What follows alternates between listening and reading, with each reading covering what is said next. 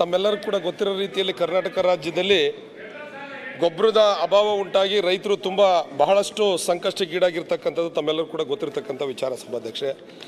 ಅದರಲ್ಲೂ ಇಷ್ಟು ಸಂಕಷ್ಟಕ್ಕೀಡಾದಂಥ ಸಂದರ್ಭದಲ್ಲಿ ಈ ಬಾರಿ ಒಂದು ರೀತಿಯಲ್ಲಿ ಮುಂಗಾರು ಉತ್ತಮ ರೀತಿಯಲ್ಲಾಗಿದೆ. ಒಂದು ತಿಂಗಳು ಮುಂಚೆನೇ ಕೂಡ ಮಳೆ ಬಂದಿದೆ ಅಂತ ಹೇಳಿದ್ರು ಕೂಡ ತಪ್ಪಾಗಲಾರದು. ಸಭಾಧ್ಯಕ್ಷೆ, ಹಾಸನ ಜಿಲ್ಲೆಯಲ್ಲಿ ತಮ್ಮೆಲ್ಲರೂ ಕೂಡ ಗೊತ್ತಿರೋ ರೀತಿಯಲ್ಲಿ ವಾಣಿಜ್ಯ ಬೆಳೆ ಅಂತ ಹೇಳಿದರೆ ಆಲೂಗೆಡ್ಡೆ ಬಹುಮುಖ್ಯ ವಾಣಿಜ್ಯ ಬೆಳೆ ಆಗಿತ್ತು ಸಭಾಧ್ಯಕ್ಷೆ. ಕಾರಣಾಂತರದಿಂದ ಇವತ್ತು ಹಾಸನ ಜಿಲ್ಲೆಯಲ್ಲಿ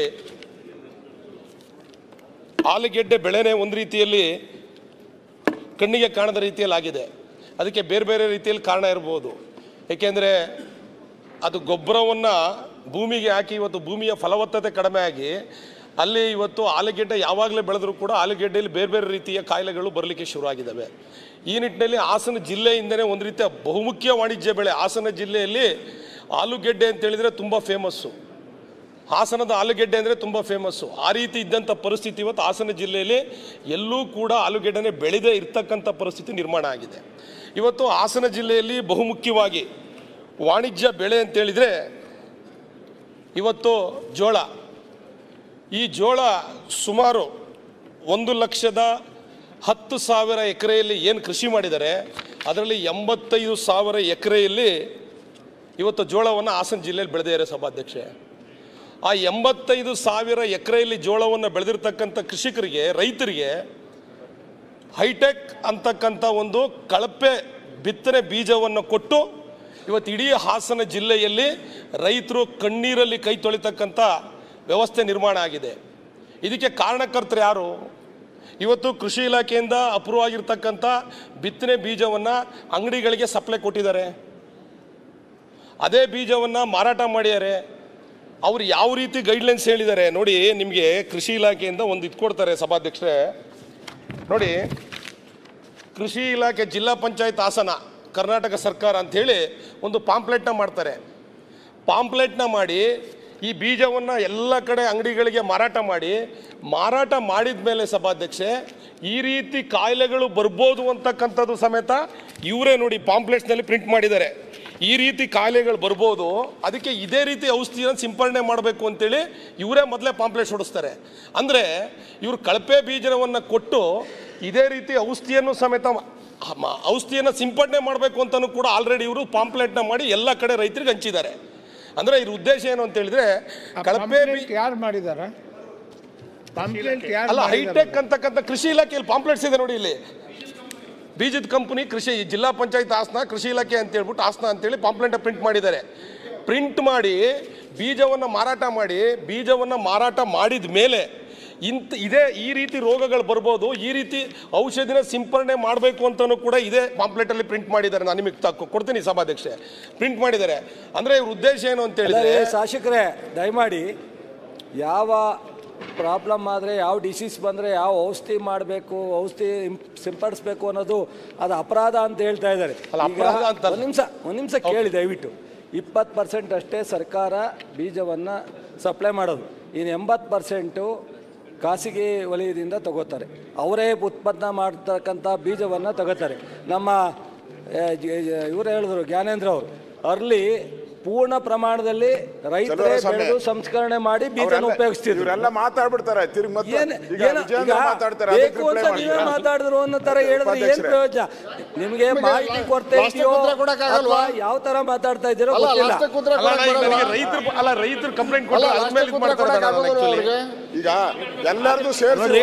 ಏನೇನೋ ಹೇಳಿದ್ರೆಲ್ಲ ಕೇಳಕ್ಕಾಗತ್ತಾ ಅಶೋಕ್? ನೀವು ಮಂತ್ರಿ ಆಗಿ ಕೆಲಸ ಮಾಡ್ತಿದ್ರಿ, ಕೇಳ್ತೀರಾ? ಏನ್ ಹೇಳಿದ್ರು ಕೇಳ್ತೀರಾ? ಹೇಳ್ಬೇಕು ಅಂದ್ರೆ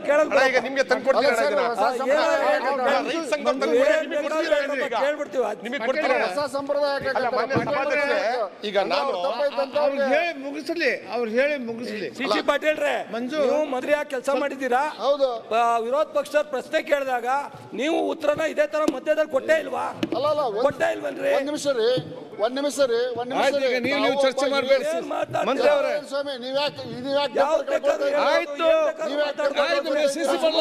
ಮಂತ್ರಿಯಾಗಿ ನೀವು ಮಂತ್ರಿಯಾಗಿ ಚರ್ಚೆ ಮಾಡಿ. ನಾವು ಮಂತ್ರಿ ಆಗಿರೋದು ಅವ್ರು ಏನೇನು ಕೇಳ್ತಾರೆ ಅದೆಲ್ಲ ಕೇಳ್ಕೊಂಡು ನಾವು ಸರ್ಕಾರದಲ್ಲಿ ಉತ್ತರ ಸರಿ, ಅವ್ರು ಕೂಡ ಮಾತಾಡ್ತಾರೆ. ಸಿಸಿ ಮಂಜು ಮಾತಾಡ್ಲಿ. ಅಧ್ಯಕ್ಷರೇ, ಒಂದೇ ನಿಮಿಷ. ನಾವೇನು ಹೇಳ್ತಾ ಇದ್ದೀರಿ ಚಲುವರಾಯಸ್ವಾಮಿ ಅವರಿಗೆ, ಇಲ್ಲಿ ಈಗ ಮಾತಾಡಿದ್ರು ಪ್ರತಿಯೊಬ್ಬರಿಗೂ ಉತ್ತರ ಕೊಟ್ಟರೆ, ಈಗ 6 ಜನ ನಮ್ಮ ಹತ್ರ ಲಿಸ್ಟ್ ಕೊಟ್ಟಿದ್ದಾರೆ, 6 ಜನಕ್ಕೂ ಎದ್ದು ಉತ್ತರ ಕೊಡೋದು ಸರಿ ಇರಲ್ಲ.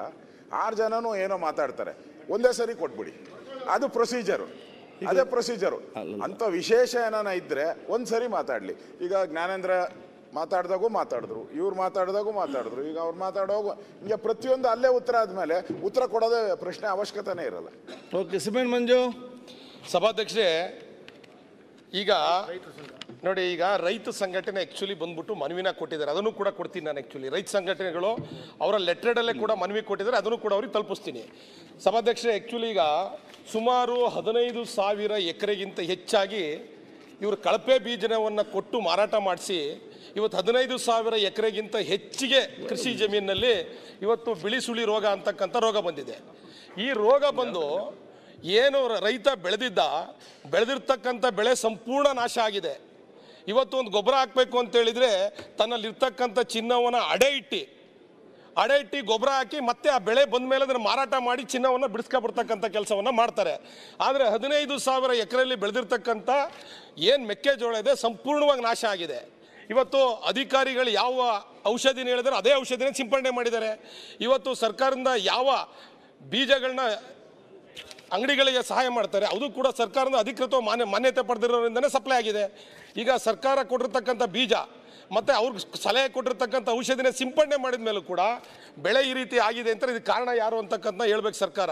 ಎಲ್ಲದಕ್ಕಿಂತ ಮುಖ್ಯವಾಗಿ ಇಷ್ಟೊಂದು ವ್ಯಾಪಾರ ನಡೀತಾ ಇದ್ರು ಕೂಡ ಅಧಿಕಾರಿಗಳ ಸಂದರ್ಭದಲ್ಲಿ ಏನು ಮಾಡ್ತಾಯಿದ್ರು? ಅಧಿಕಾರಿಗಳು ಅಟ್ಲೀಸ್ಟ್ ಅವ್ರು ಗಮನ ತಗೋಬೇಕಾಗಿತ್ತಾನೆ. ಈಗ ಸರ್ಕಾರ ವತಿನೇ ಪಾಂಪ್ಲೆಟ್ನ ಪ್ರಿಂಟ್ ಮಾಡಿ ಈ ರೀತಿ ಮಾಡಬೇಕು ಅಂತೇಳ್ಬಿಟ್ಟು ಇಂಥ ಔಷಧಿನೇ ಸಿಂಪಡಣೆ ಮಾಡಬೇಕು ಅಂತೇಳಿ ಅವರೇ ಕೂಡ ಮಾಡೋಗಿದ್ದಾರೆ. ನಾವು ಅಧಿಕಾರಿ ಕೇಳಿದಾಗ ಹೇಳ್ತಾರೆ ಇದು ಪಾಂಪ್ಲೆಟ್ ನಮ್ಮದೇ ಅಲ್ಲ, ಅವರೇ ಪ್ರಿಂಟ್ ಮಾಡ್ಕೊಂಡಿರೋದು ಅಂತ. ಆದರೆ ಅಷ್ಟು ದಿವಸ ಮಾರಾಟ ಮಾಡಿದಾಗ ಇವ್ರು ಏನು ಮಾಡ್ತಾಯಿದ್ರು? ಹಾಗಾದರೆ ಹೈಟೆಕ್ ಅಂತ ಕಂಪನಿ ಉದ್ದೇಶಪೂರ್ವಕವಾಗಿ ಹಣೆ ಮಾಡಬೇಕು ಅಂತಕ್ಕಂಥ ಉದ್ದೇಶದಿಂದ ಸುಮಾರು ಹಾಸನ ಜಿಲ್ಲೆಯಲ್ಲೇ 35 ಕೋಟಿಯಷ್ಟು ವ್ಯವಹಾರವನ್ನು ಮಾಡಿದ್ದಾರೆ. 35 ಕೋಟಿಯಷ್ಟು ವ್ಯವಹಾರವನ್ನು ಮಾಡಿದ್ದಾರೆ. ಸುಮಾರು 35 ಕೋಟಿಗಳಷ್ಟು ವ್ಯವಹಾರವನ್ನು ಮಾಡಿದ್ದಾರೆ. ಇವತ್ತು ರೈತರು ಇಷ್ಟು ಸಂಕಷ್ಟಕ್ಕೀಡಾಗಿದ್ದಾರಲ್ಲ, ಅವ್ರಿಗೆ ಪರಿಹಾರ ಏನು? ಮತ್ತು ಇನ್ನೊಂದು ಏನಾಗಿದೆ ಸಭಾಧ್ಯಕ್ಷರೇ, ಇವತ್ತು ಜೋಳನ ಕಿತ್ಬಿಟ್ಟು ಬೇರೆ ಬೆಳೆ ಹಾಕೋಣಂದ್ರೆ ಏನು ರಿಪೋರ್ಟ್ ಕೊಟ್ಟಿದ್ದಾರೆ ಕೃಷಿ ಇಲಾಖೆ ಅಧಿಕಾರಿಗಳು ಅಂತೇಳಿದರೆ, ಇವತ್ತು ಏನು ಕಾಯಿಲೆ ಬಂದಿದೆಯಲ್ಲ ಆ ಜಮೀನಿನಲ್ಲಿ ಕನಿಷ್ಠ 10 ರಿಂದ 13 ವರ್ಷ ಮತ್ತೆ ಅದೇ ಜೋಳದ ಬೆಳೆನ ಬೆಳೆಯೋಕ್ಕಾಗಲ್ಲ. ಅಟ್ಲೀಸ್ಟ್ ಆ ಬೆಳೆನ ಕುಯ್ದು ಹಸುಗೆ ಹಾಕೋಣಂದ್ರೆ ಹಸುಗೂ ಸಮೇತ ಹಾಕಂಗಿಲ್ಲ, ಅದನ್ನು ನಾಶ ಮಾಡಬೇಕು. ಈ ವ್ಯವಸ್ಥೆ ನಿರ್ಮಾಣ ಆಗಿದೆ. ಸಾಲ ಸೋಲ ಮಾಡಿ ಕಷ್ಟಪಟ್ಟು ಬೆವರು ಸುರಿಸಿ ಇವತ್ತು ಜಮೀನಿನಲ್ಲಿ ಜೋಳ ಬೆಳೆದಿದ್ದಾರಲ್ಲ, ಅವ್ರಿಗೆ ಏನು ಪರಿಹಾರ ಕೊಡಬೇಕು? ನಾನು ಸರ್ಕಾರಕ್ಕೆ ಒತ್ತಾಯ ಮಾಡ್ತೀನಿ, ಹಾಸನ ಜಿಲ್ಲೆಯಲ್ಲಿ ಇರ್ತಕ್ಕಂಥ ಎಲ್ಲರೂ ಕೂಡ ಬಡ ರೈತರು, 2 ಎಕರೆ 3 ಎಕರೆ ಆಲೂರು ಇರ್ಬೋದು, ಕಟಾಯ ಇರ್ಬೋದು, ಇಡೀ ಹಾಸನ ಜಿಲ್ಲೆ ಎಲ್ಲ ತಾಲೂಕುಗಳಲ್ಲೂ ಕೂಡ ಮುಖ್ಯವಾಗಿ ನಮ್ಮ ಅರಸೀಕೆರೆಯಲ್ಲೂ ಇದೆ, ಬೇಲೂರಲ್ಲಿ ಇದೆ, ಹಾಸನದಲ್ಲಿದೆ. ನಾನು ಹೇಳೋದೇನು ಅಂತ ಸಭಾಧ್ಯಕ್ಷೆ, ಇಷ್ಟೆಲ್ಲ ಕಷ್ಟಪಟ್ಟು ಬೆಳೆದಂಥ ಬೆಳೆ ಇವತ್ತು ನೀರಲ್ಲಿ ಹೋಮ ಆಗಿದೆ, ವಿಷ ಕುಡಿಯಂತ ಪರಿಸ್ಥಿತಿ ನಿರ್ಮಾಣ ಆಗಿದೆ. ನಾನು ಹೇಳೋದು ಸರ್ಕಾರಕ್ಕೆ ಒತ್ತಾಯ ಮಾಡ್ತೀನಿ, ಯಾರು ತಪ್ಪಿತಸ್ಥರಿದ್ದಾರೆ ಅವ್ರ ಮೇಲೆ ಕ್ರಮ ಆಗಬೇಕು. ನಾನು ಮಾನ್ಯ ಸಚಿವರಿಗೆ ಇನ್ನೊಂದು ಮಾತು ಹೇಳಕ್ಕೆ ಇಷ್ಟಪಡ್ತೀನಿ. ಈ ಔಷಧಿಗಳು ಮತ್ತು ಯಾರು ಬಿತ್ತನೆ ಬೀಜವನ್ನು ಈ ರೀತಿ ರೈತರಿಗೆ ಕಳಪೆ ಬಿತ್ತನೆ ಬೀಜವನ್ನು ಮಾಡಿ ಮೋಸ ಮಾಡ್ತಾರೆ, ಅವ್ರಿಗೆ ತಕ್ಕನಾದ ಶಿಕ್ಷೆ ಆಗಲಿಕ್ಕೆ ನೀವು ಒಂದು ಉಗ್ರವಾದ ಕಾನೂನನ್ನು ತಾವು ದಯವಿಟ್ಟು ತರಬೇಕು ಸಚಿವರೇ.